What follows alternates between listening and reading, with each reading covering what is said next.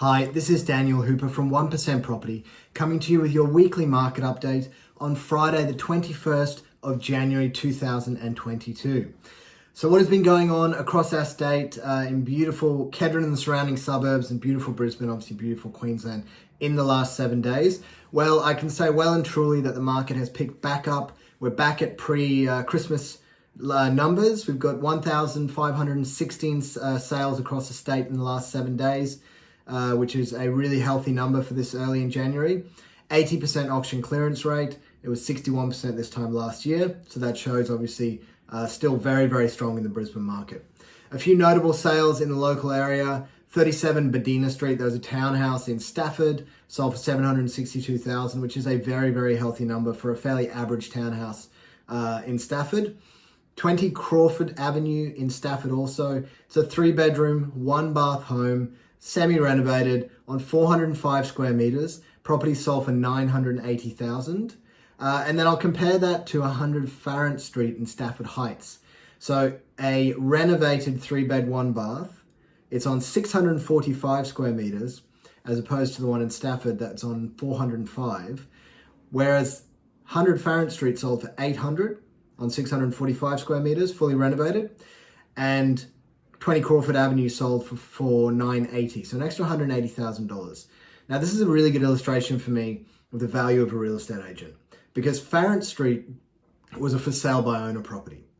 Now, when you have a for sale by owner property, even in a hot market, I always say this to my clients, my job as a real estate agent is not to sell your home, because it will sell. No doubt about that.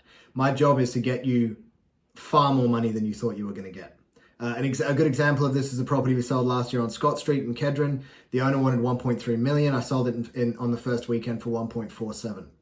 So you could probably summate or put forward that if he'd sold that property himself, he probably would have accepted the offer at 1.3 that came through on the first day, and may have missed out on $170,000 for the sake of saving a fairly small commission in comparison. In the media this week, Brisbane is still continuing to fire all cylinders.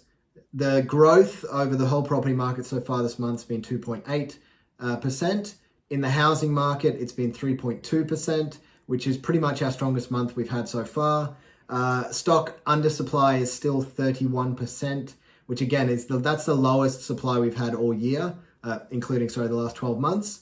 Which means it is still a fantastic time to be considering selling, because when there are no properties and there are lots of buyers, that is the best possible time to get an exceptional price for your house. It puts all the negotiating power in the seller's pocket, and it is a very, very good time to be thinking about putting your property on the market. At 1% this week, it has been a slower week. I had surgery in December, so I had pretty much most of that month off. And then had a week back, and then this week we've actually been caught up with COVID. So my wife and I have been isolating and doing as much as we can from the home office. Having said that, we did launch 4 properties in January.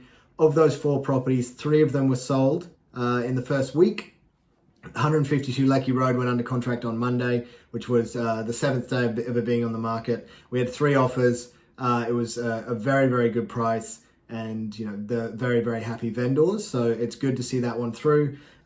We've still got a couple more that are coming up that are on the market, a few apartments and a few very, very exciting houses. So if you are looking for property in the area, please give me a call. Otherwise, I hope you've had a fantastic week so far, and I hope the weekend is even better.